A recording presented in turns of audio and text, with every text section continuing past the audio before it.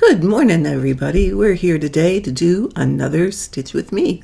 So, grab your stitching, grab your favorite drink, and let's get started.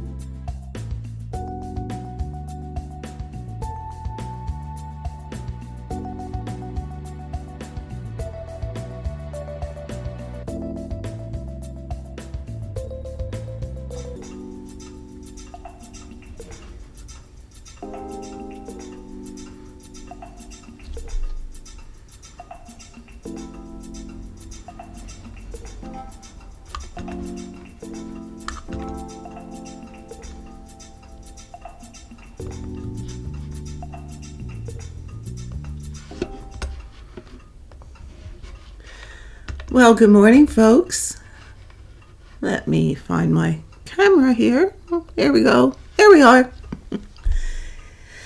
Well, welcome back. I hope you found your stitching,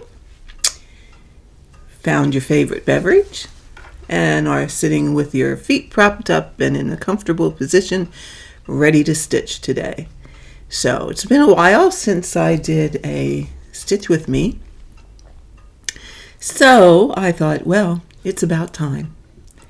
It's about time we do one, or I do one. So today I'm working on my daughter's Christmas stocking. Oh, I don't know what that sound was. I hope you didn't hear it. Sir Frederick Frosty by Heaven and Earth Designs. And you can see him down here in the corner. And I am working on his hat, and I believe my next diagonal is going to be, where's my glasses, making a pass and getting into the snowman head. So I do foresee that coming. I need to adjust the light here a little bit. I hope that doesn't wash you out. But it helps me to see a little bit better, and camera is kind of gonna be, well, let's see if I can go up just a little bit so that I'm not knocking my head. Oh, always something, my friends, always something. Yeah, let's do that. Let's get this up a little higher and out of my way. And let me see. There we go. Oh, always something. Can I ever start a recording or a stream without an issue? Does it ever happen? You guys should used to be used to my technical ineptness by this point in time. So let's get some stitching done here. Yeah, like I said, this is for my daughter, because as most of you know that have been following me, the grandkids already have their stockings, and I just thought it was time to make one for my daughter and my son-in-law. So this is my focus, and it will probably be my focus for all of 2022. I think it's probably going to take me that long, and if I only get one done, I'm okay with that, and then I'll do the next one in 2023, and by that way, I don't want to commit myself to the point where I can't do anything else. So they are certainly all okay, or both okay with, if you don't get them done this year, that's okay. Whenever you get them done, you get them done. So I'm kind of liking that. Now, as you see, I switched my style again. Yeah. Yeah, well, as I said before, you guys that know me know that I'm always experimenting with something and always checking out. Not that this is new, but it's, well, do I want to say new to me? Or it's something that I haven't particularly given a lot of attention to. So what I'm attempting 336 is to stitch. I went back to the diagonal. However, what I'm attempting to do is do the cross country within the diagonal. Now, I don't remember that I have done this before.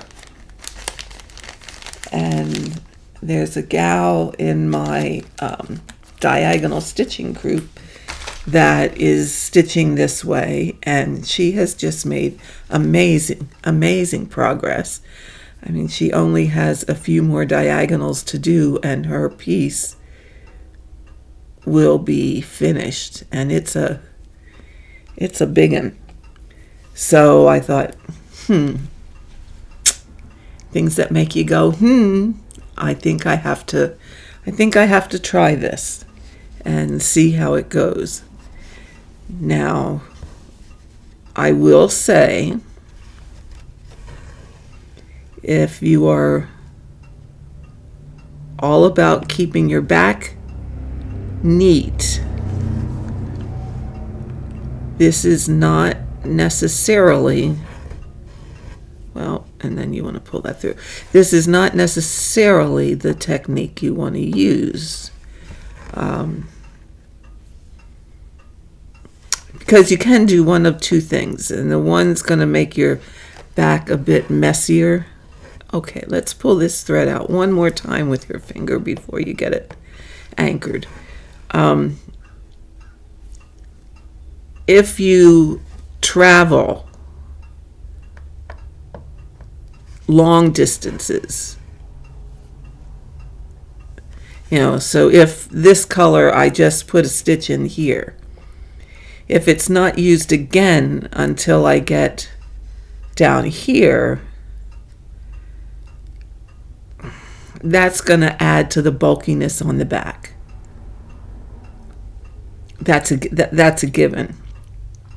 However, what I've been doing to try and avoid some of that is if I have to jump too far to the next stitch, I will end the thread and work any remaining colors until I get down to that color again, and then I'll restart the thread. So here, I'm not having to jump too far, so I'm going to take this one. Okay. And then the next one is here. So this does take a little bit more concentration than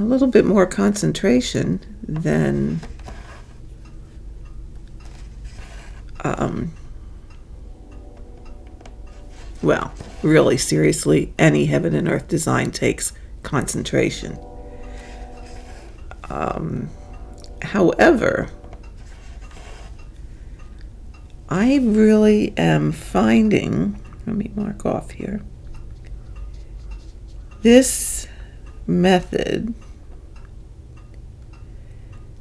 seems to be satisfying my need or my want to not have to be threading a needle and changing color all the time, as with stitching line by line.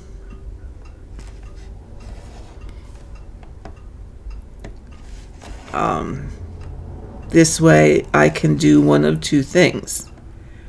I can follow this color until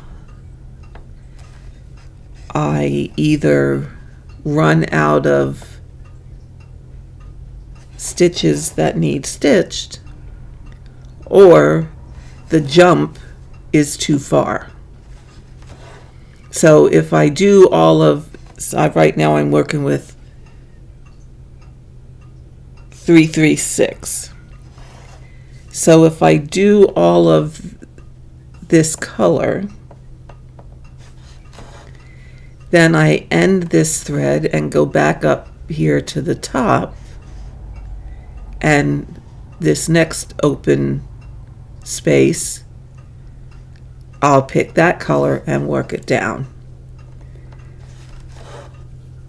If I have a jump that's too far, like I said, I will end my thread. I'll go back up here and work in these colors, and when I get down here again where this color is needed again, then I'll restart a new thread. So, I mean, those are little things that you can do to avoid getting too thick on the back. Because the first column I didn't do that, and yeah, it got a little full of thread on the back, and I wasn't loving that. But you know what? It is what it is, and the bottom line is this is going to be a stocking, so it's not going to be framed.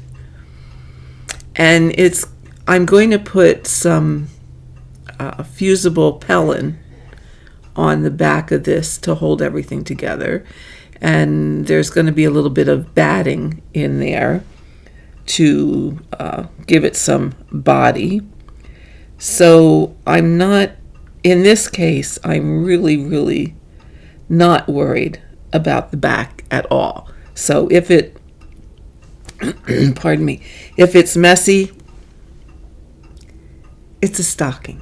It's a stocking. That's not really going to matter. So, you know, if it's a piece that you're going to frame, well, then maybe you want to pay a little bit more attention to that, and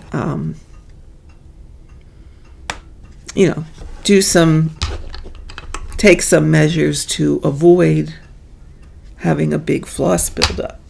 And that kind of leads into a comment that I saw on Instagram this morning there was a woman who was restarting her project, and she was just starting on the diagonal. I can't remember her name, and maybe she doesn't.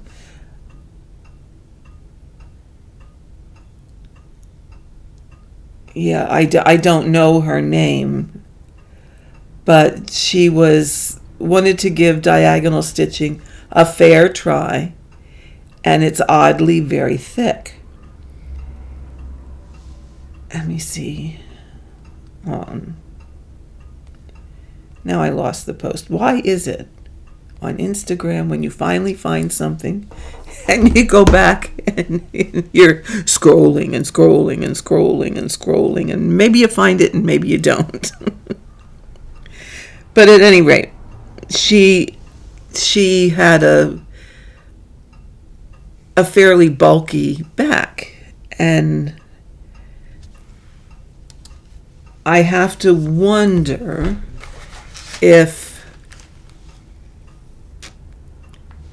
she was doing the first leg of the stitch, coming back and doing the second leg and doing that for each color, but on top, which is okay, but what on top of that, instead of parking in, like wherever you end up, instead of parking in the nearest thread, she's bringing it always back to the one side to restart her row, say always from the right. So if your last stitch is over here on this side, and you're bringing it back over here to the right to start your next row, so now you got a longer carry, and maybe that stitch isn't going to be used until here. So now you're adding even more bulk. So if you would, instead of doing the first leg, going back and doing the second leg, and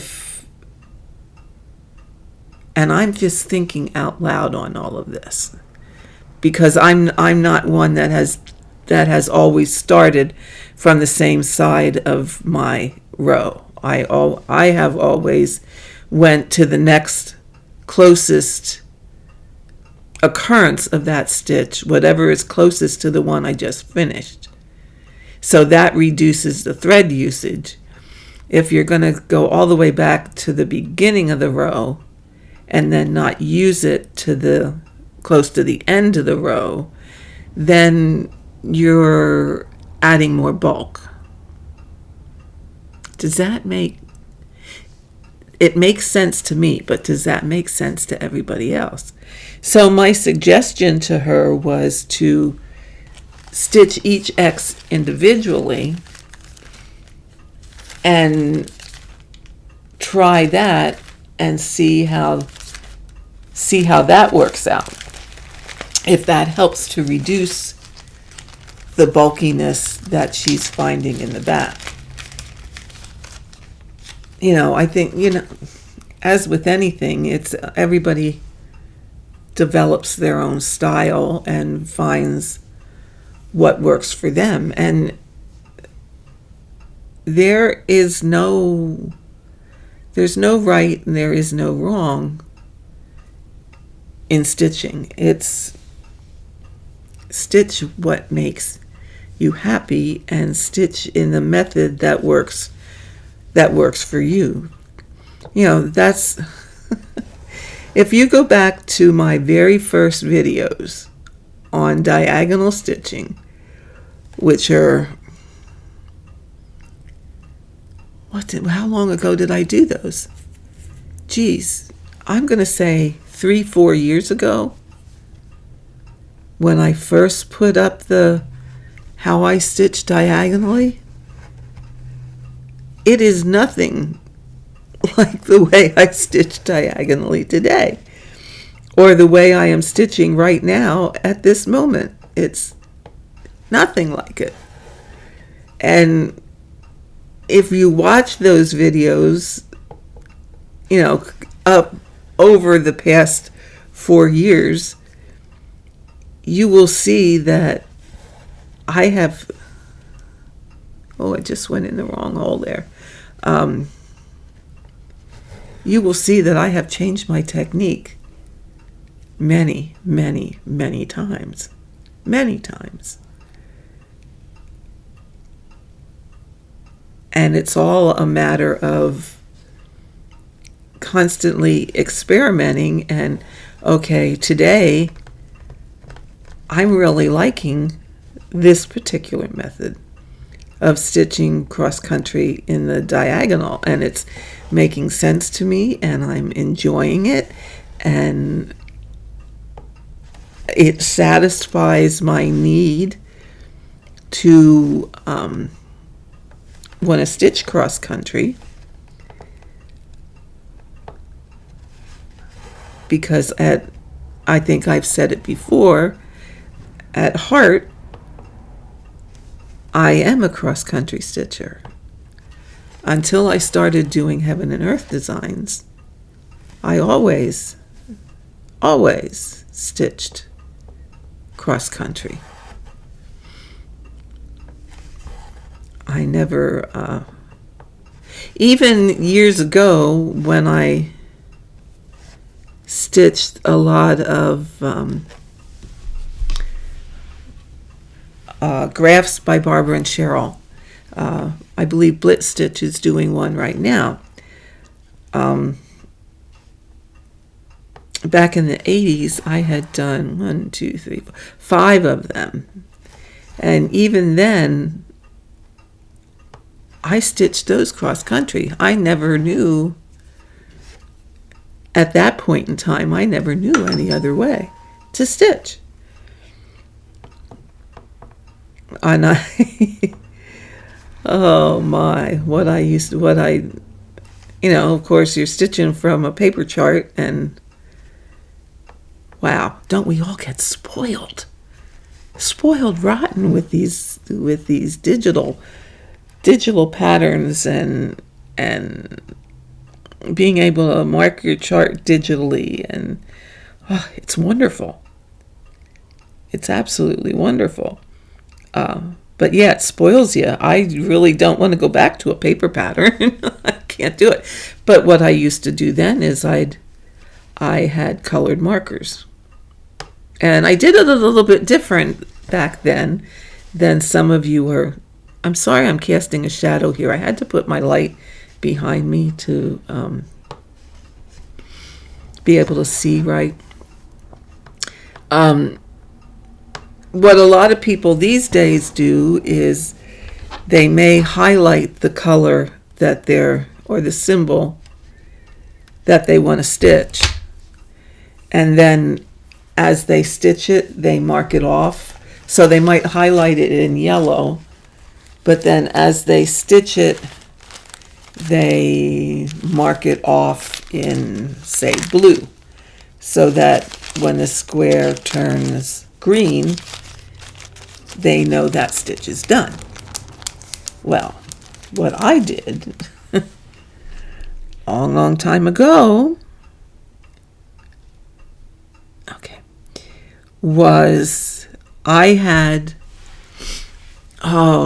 think I had every color highlighter known to man at the time. Had a whole array of them. And what I did was I would pick a symbol. And it was more than likely a symbol that had, within the section I was working, like I might have worked in a 40 by 40 area. Okay. And I would pick a symbol, and it was usually the one that had a moderate amount of stitches, or whatever one would make sense to me at the time. And I would highlight that symbol, say, all in pink. And then I would stitch that. I would stitch all the pink stitches. I didn't mark anything off when it was stitched. I just stitched all the pink stitches and left it at that. Then I would take the next symbol, whichever one again made the most sense, and I would mark that one, say, in blue. And then I would stitch all the blue stitches. And as I was stitching each color, I would follow the path of that color that made the most sense until I had them all filled in within that area. Then I'd pick another symbol and another color, and I'd stitch all of that. Well, finally, after you highlighted enough colors, you got down to just a few, and then I really didn't need to highlight a color anymore because the symbols that were left really stood out, that you knew what you hadn't stitched and where you needed to stitch. So it wasn't that, it wasn't that big a deal. I got to mark off here as I go, or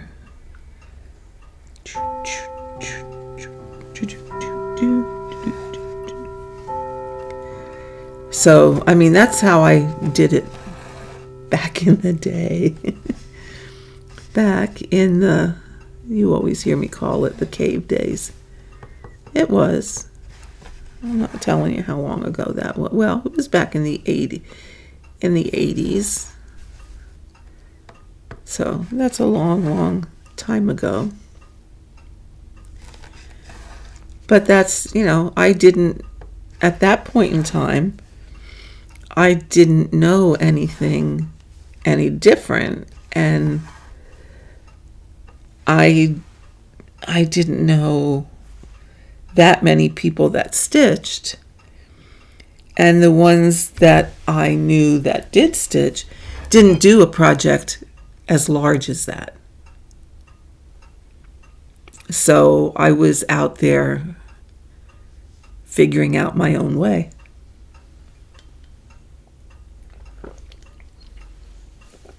And that's what it's all about too. You got to people need to just play with it. Figure out what works for you, what doesn't work for you, and find that happy spot. And right now, today, this method is bringing me much joy.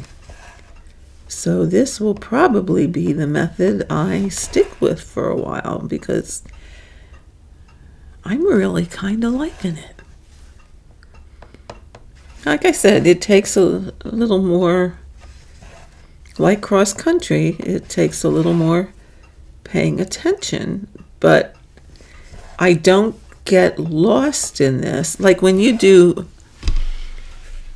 I had it in my head a little bit ago that I wanted to do or give extreme cross country a try. Because that has its advantages too, where, you only have to, if you want to take your project somewhere, you only have to take one color with you. And that's kind of nice, rather than dragging a whole, all 89, 90, 100 colors with you. That's like, what do you do with them? Where do you put them? Where do you keep them? So, extreme cross country has its advantages that way. But yet, when you look at what discouraged me is knowing which color to start with. Okay, so if you start with the color with the most stitches, which gives you a great foundation to work off of, the chart that I was thinking about doing had almost 100,000 stitches of black. No. I don't know that I could stay motivated to do that many black stitches. I just didn't see that happening. It's like no. And then if you start with the least amount of stitches, and of course, in some cases, that least amount of stitches may be less than 10. So where do you... Granted, you have gridded fabric, and really the only way to do extreme cross country, in my humble opinion, is your fabric has to be gridded. Would I rather try and place those 10 stitches in the beginning when their placement may be easier to find? Yes, because their placement is easier to find. However, you got to make sure that you're counting to the correct 10 by 10 grid. And once you get the correct 10 by 10 grid, which is the hardest part, then getting it in the right spot. And to me, that made more sense than trying to look for the needle in the haystack and be doing those stitches last. Because no. You're going to find just 10 stitches somewhere. Yeah, again, needle in a haystack kind of deal. So as much as I was giving that method thought, I quickly said, no, I don't think so. I'm not going to be doing that. Not going to be doing that. And then I was seeing how many people were kind of liking this method. So I thought, well, let's just give it a try. So here we are today, trying this. And if you notice, I'm not a purist. Not a purist. If we can break a rule, well, there are no rules. So it's my way. I do it my way. I do not necessarily stick to a hard diagonal line. As you see, I left some pieces up in here. And that's because the colors that go in there are used a lot in this next diagonal. So I'm not going to start a thread and do 2 stitches and end it when right over here is a whole clump of them. So I would sooner let those two stitches and do them when I'm doing the next diagonal.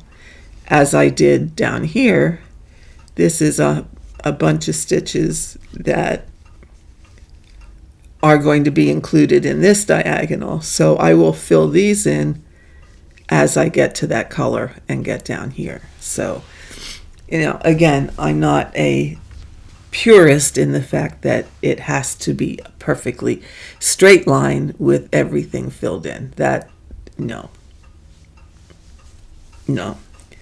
Again, it's all part of making it work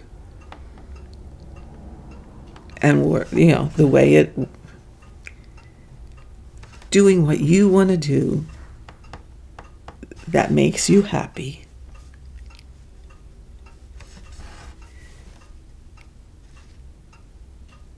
One, two, three. But I am enjoying this way. Yes, it's a little bit, you have to be gridded. Or for me, it makes it easier if my fabric is gridded.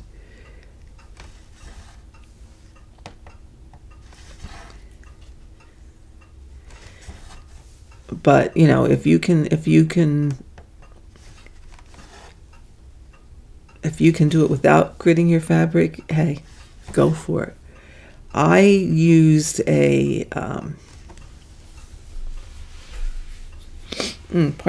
I use a Bohin chalk pencil. It's actually a ceramic chalk pencil. You can see the green lines here, and that's what I grid with. I do have some 20 count. This is 20 count Ada cloth by Zweigert, and I do have some 20 count pre-gridded fabric. However, it is so stiff, so very stiff, and this is a bit softer. So I decided, you know what, I can just grid this as I go. Because especially working on a diagonal, I really only need to grid what I need in that diagonal. I don't have to have the whole thing gridded. So this is working out rather nicely. Now, I guess I don't exactly... I would have a hard time, and I know there are a lot of you out there that don't grid your fabric. For me, I would have a what did I just do here? Here we go. I would have a hard time keeping my place if I didn't have a grid to follow. You know, there was a time where, when I first heard about gridded fabric, I went, "Ooh, what the world is that? Why would you need that? Just count to your next spot." And I did that for a very, very long time. It's, you know, it's just count. However, then I used gridded fabric. Once again, spoiled.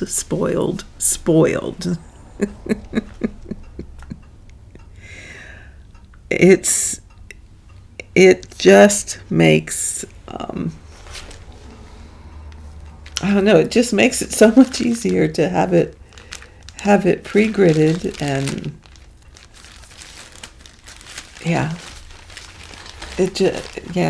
now I'm kind of spoiled. I have a hard time doing a heaven and earth without having the fabric gridded. So here we are. Ceramics. I don't use the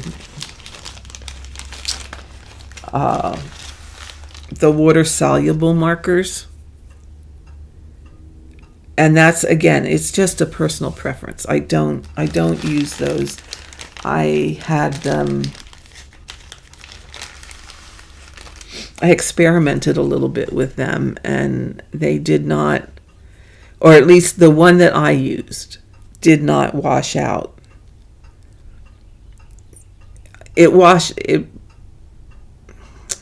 How can I say? It did wash out to an extent, but it did not fully wash out. So I have avoided the water soluble markers, and the friction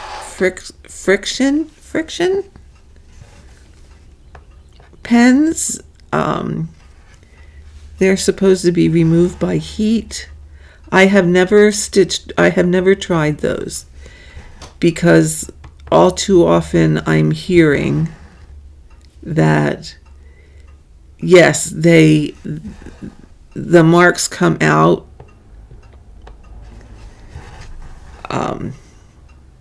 with heat. However, the marks come back if it gets cold. So I just didn't want to take a chance on having having the lines come back. Now, if you are stitching in all dark colors,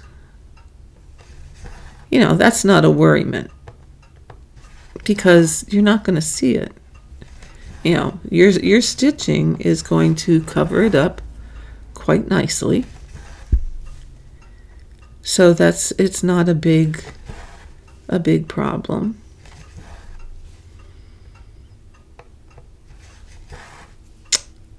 But if you're stitching with lighter colors, like, for example, the snowman on here, as you can see, is gonna all be white. There's a lot of white and light colors in there, and I don't know that I necessarily want to take the chance of lines showing through. So I have used this bowhin pencil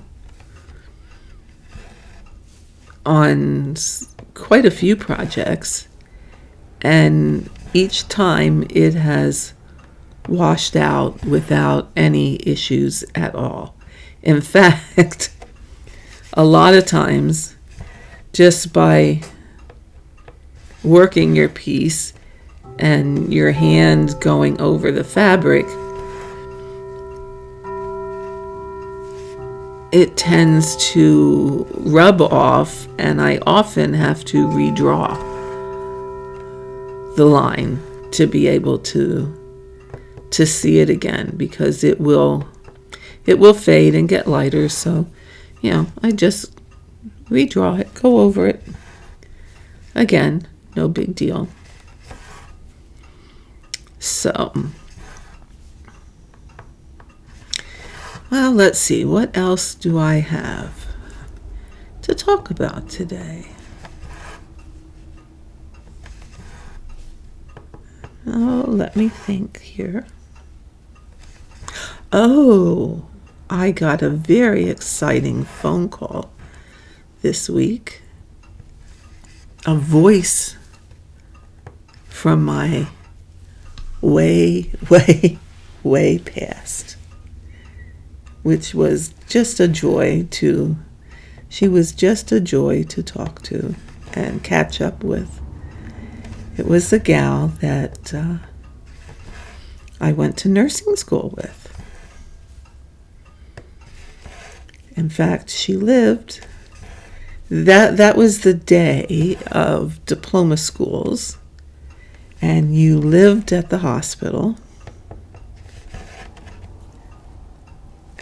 Yeah, you lived there. You didn't have the option to live at home and just come in for classes like you did today. You actually lived there, and there was 2 buildings that were dormitories for students, because, well, back at that time, we started out with 130 girls in my class, and I think we ended up with like 125, something to that effect. But I got a phone call, because I have been a member of the Alumni Association for, well, ever since we graduated. So she was able to find me easily, because they have all your information. And every year, the Alumni has an annual banquet. And this year, in June, they are honoring at that banquet all the graduates that graduated 50 years ago. Well, I'm one of them. So, the reason she was calling was if I had any information on a few classmates, of which I got to remember to call her back today, because I did find 3. So I have to remember I need to call her back today. And she would also, in addition to the recognition by the alumni, she was also thinking of, could we do a get-together with just our class? Because of COVID, the girls that graduated 51 years ago and 52 years ago didn't have their opportunity to be recognized because we couldn't have gatherings at that point in time. So this year they're honoring those that graduated 50, 51, and 52 years ago. So the gal that I talked to in my class was thinking about having a get-together of just those people from our class that would be interested. So I found a couple people that she could get in contact with and see if they would be interested. And yeah, it's rather exciting, but it's rather, oh my God, you've been out of school for 50 years? That's nursing school. That's not high school. That's nursing school, which was a 3-year diploma program at the time. And it's like, holy smokes, where on earth did those 50 years go? Where? It's like, oh my God, I can't hardly believe that it's been that long. You know, it doesn't feel that way. Again, I've talked about this before. The older you get, the more your perception of time becomes, I don't know if I want to say distorted, but it's different. It's different. You know, it's like in my head, I'm still a much younger person than I really am. In my head. But in actual time, I'm not as young anymore. And when you think of, wow, you've been out of nursing school for 50 years. I remember, remember when my parents were still alive. And my dad was saying that he was going to his 50th high school reunion. And I remember sitting there thinking of, holy Hannah, 50th reunion. Wow, you're really old. And he wasn't really old. He was, well, at that time, well, let's see. At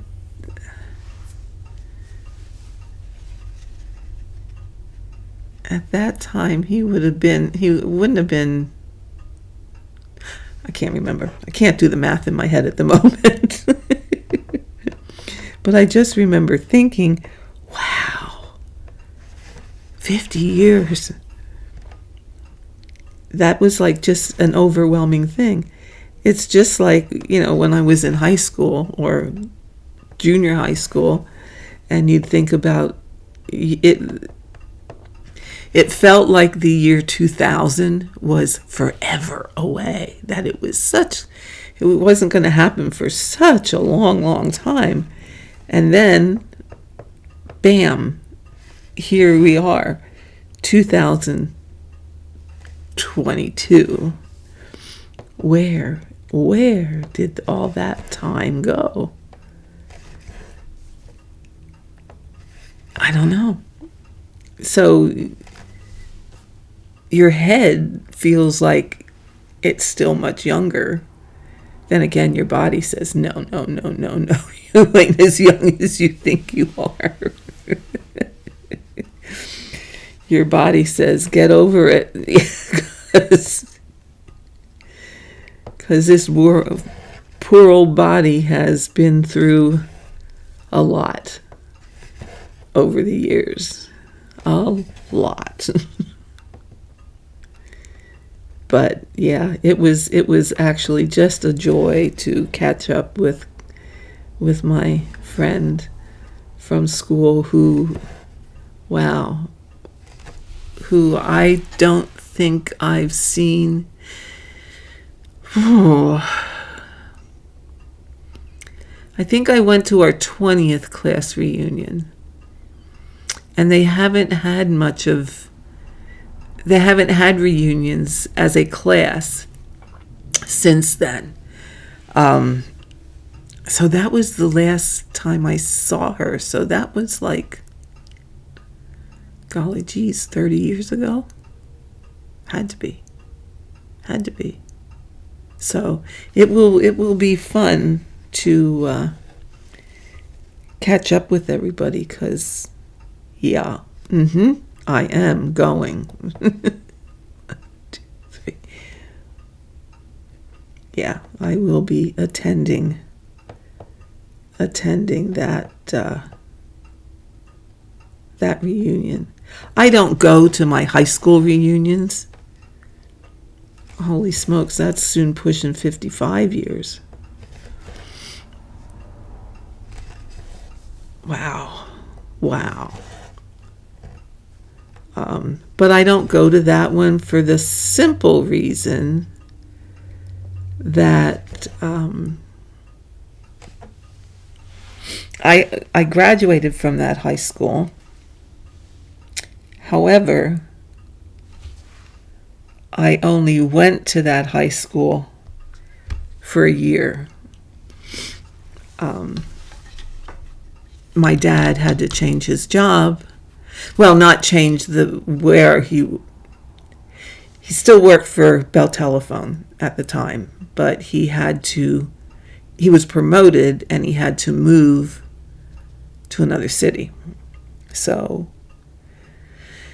we moved at the very end of my junior year in high school,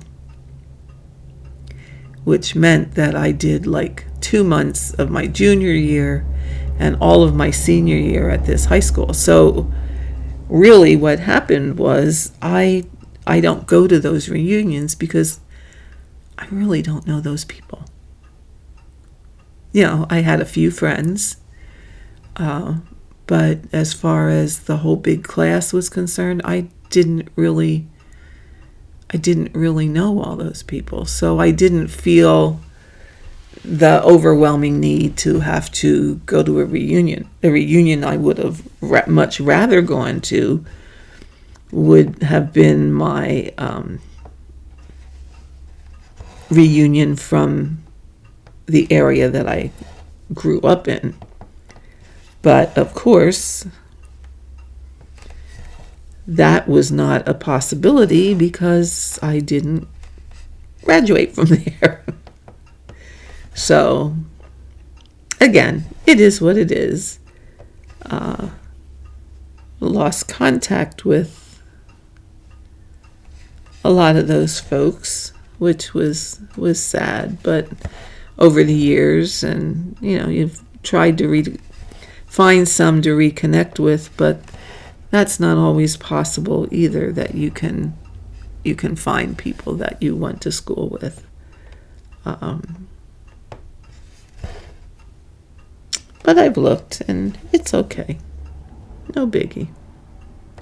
So, as I said, it's rather exciting being able to go to my nursing school reunion, because those reunions I did spend, we were all together for 3 years.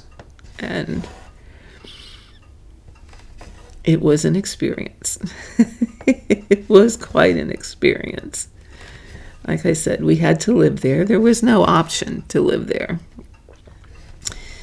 And it wasn't like it is today. It really, I always likened it to, we lived at a convent because you had compulsory study every weeknight from 7 to 9, where you had to be in your room. You had to study. You had to be studying.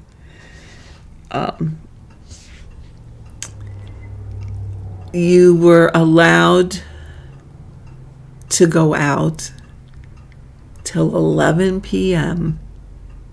4 times a month. Other than that, you could go out, but you had to be in by, I can't remember, it was much earlier, like 8 or 9 o'clock. Well, you had to be in by 7 during the week because you had to be in your room studying from 7 to 9. On the weekends, you normally could be out, I think, till 9, and you could actually stay out till 11 4 times a month. Now, the further along you were in your education, the more times you could stay out till 11 o'clock. And don't ask me what they were going to do, because I was an hour away from where I lived. If you were not in on time, the house mother would call your parents. Well, my parents were an hour away. What were they going to do? So yeah, it was living in the convent, very much so. But again, it was an experience that, you never forget. You never forget. And we made a lot of good friends, and, over time people do drift apart, but to have reunions is just something that you really, really want to go to. Well, my friends, it seems like I've been on here for an hour, and I really don't want to make these videos too long. So, with that, I think we're going to call it a day. And yeah, I think we're going to call it a day. I'm kind of running out of nonsense to talk about. I mean, that's what you get from me, just babbling, just a lot of babbling. So if you haven't tried it, try this method on the diagonal. I'm rather enjoying it. Or, find it, experiment with some new methods. And remember, you don't have to start a new piece to try a new method. You can do it on the piece that you're working on. I was working cross country. I converted this to diagonal, and there you go. Have at it. I'm really kind of liking this way. So give it a try. Try a new method. Just pick one and try it and see how you like it. You don't know until you try. And give each one a fair shot, because it's all about finding the place that you enjoy stitching the most and that works for you. So, you can always try a method, and if it doesn't work exactly the way that someone presented it to you, adapt it to meet your own, because there tain't no rules, my friends. So with this, I will see you next time. I'm thinking about doing a live a little bit later this week, so stay tuned for that. And remember, always find your joy. So I will see you next time. Bye-bye.